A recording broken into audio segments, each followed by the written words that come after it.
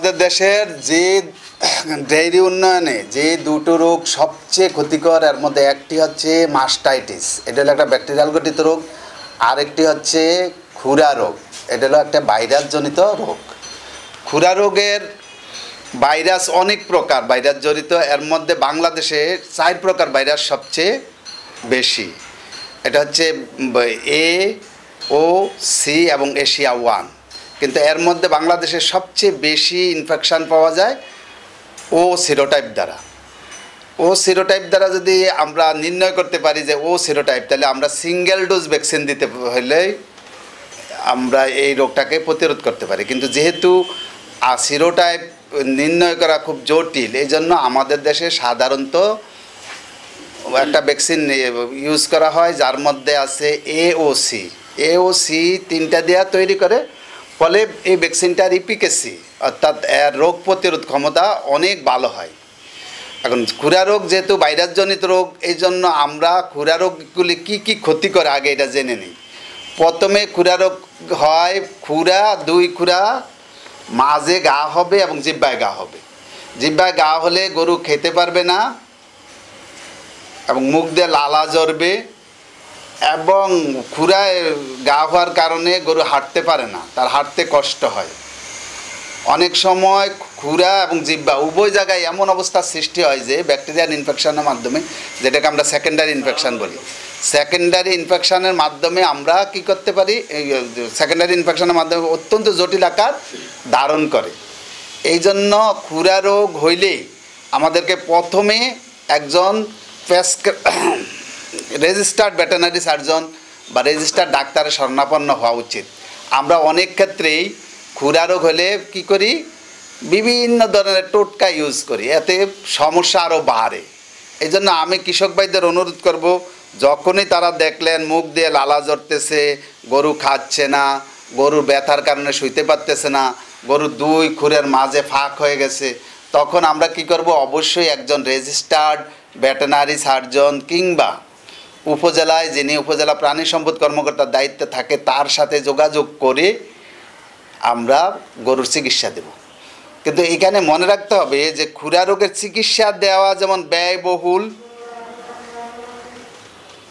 এবং কষ্টকর।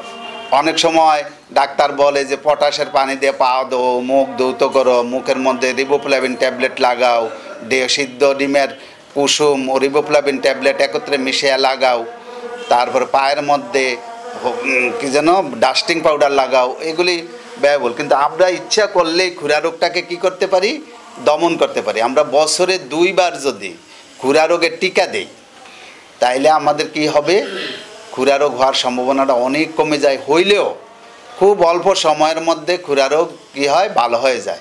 এই জন্য আমরা গরুকে রুটিন মাফিক আমরা একবার টিকা দিলে লিখে রাখবো কত তারিখে টিকা দিছি, তার ঠিক কয়েকদিন, 6 মাস পূর্ণ হওয়ার ঠিক কয়েকদিন আগে যদি আমরা আবার টিকা দিয়ে দিই, তাহলে গরুতে খুরা রোগ হওয়ার সম্ভাবনাটা অনেক কমে যাবে। খুরা রোগ হওয়ার সবচেয়ে বড় ক্ষতি হলো কি, আমরা খুরা রোগের অনেকেই গুরুত্ব দেয় না। আগে খুরা রোগে গরু মারা যেত না, কিন্তু এখন অনেক ক্ষেত্রেই খুরা রোগ অত্যন্ত ফ্যাটাল হয়, গরু মারাও যায়। এর কারণ হচ্ছে পরিবেশে ভাইরাসের আক্রমণের সাথে সাথে ব্যাকটেরিয়ার সাথে সাথে আক্রমণ করে, ফলে সেকেন্ডারি ইনফেকশন ঘটে, সেই ক্ষেত্রে জটিল আকার ধারণ করে। এবং সম্প্রতি এমন কিছু খুরা রোগের রোগী পাওয়া গেছে যাদেরকে কোনো ধরনের অ্যান্টিবায়োটিকের রেসপন্স করে নাই। এই জন্য আমরা কি করব, খুরা রোগ যখন আমরা যাতে না হয় সেই জন্যই আমরা ব্যবস্থা নেব। কারণ একটা কথাই আছে, প্রিভেনশন ইজ বেটার দেন কিউর। রোগ হওয়ার চেয়ে রোগ প্রতিরোধ, রোগ হওয়ার পরে চিকিৎসা দেওয়ার চেয়ে রোগ হওয়ার আগে প্রতিরোধ করাটাই শ্রেয়। খুরা রোগের যে ক্ষতিকর দিকগুলি আমাদের কৃষক ভাইদের বুঝতে হবে। প্রথম কথা হলো, চিকিৎসা দিলে অনেক টাকা খরচ হয়, এবং গরুর যদি এটা মাংসর জন্য ব্যবহৃত হয়, সেক্ষেত্রে গরুটা বিক্রি করা যায় না। অনেক দিন পর্যন্ত গরুটাকে কী করলে হয়, পালতে হয়, তারপরে আবার সে মোটাতে যাইলে তাকে বিক্রি করতে হয়। এটা হলো এক ধরনের লস। আর এটা যদি ডেয়ারি গাভী হয়, তাহলে সবচেয়ে বড় লস হলো খুরা রোগের ফলে কখনোই একটা গাভী যদি 5 লিটার দুধ দেয়, খুরা রোগের পরে সে কখনোই আর 5 লিটার দুধ দেবে না, তার দুধের উৎপাদন অবশ্যই কমবে। তাহলে সে এই গাভীটা যদি একজন কৃষক আরও 2বার 3বার পালন করে, তাইলে কি হয়, তার দুধের দামেই দেখা যায় সে অন্তত 50 থেকে 60 হাজার টাকা তার লস খাচ্ছে। এই জন্য ডেয়ারি গাভীতে অবশ্যই খুরা রোগের টিকা দিতে হবে প্রতি 6 মাস পর পর। আরেকটা আছে, গর্ভবতী অবস্থায় যদি খুরা রোগ হয় তখন কি হয়, গর্ভপাতের সম্ভাবনা প্রবল।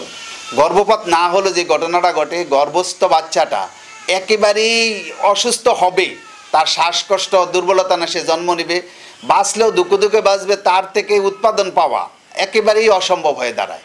অনেক ক্ষেত্রে বাচ্চাটা বাঁচানোই কঠিন হয়ে যায়, খুব ভালো যত্ন করতে না পারলে বাচ্চাটা বাঁচানো অসম্ভব হয়। এখন একটা গাভীর দুগ্ধ দহন করতে বাচ্চাটা খুব জরুরি দরকার, তাহলে ডেইরিতে যদি বাচ্চাটাই মারা গেল, তাহলে একে তো বাচ্চার দাম বছর খানেকের মধ্যে কিন্তু 80 থেকে 90 হাজার টাকা হয়ে যায়, কমপক্ষে তো 70 হাজার টাকা হয় যদি এটা মাদি বাছুর হয়। ছেলে বাছুর হইলে তার 60-70 হাজার টাকা হয়।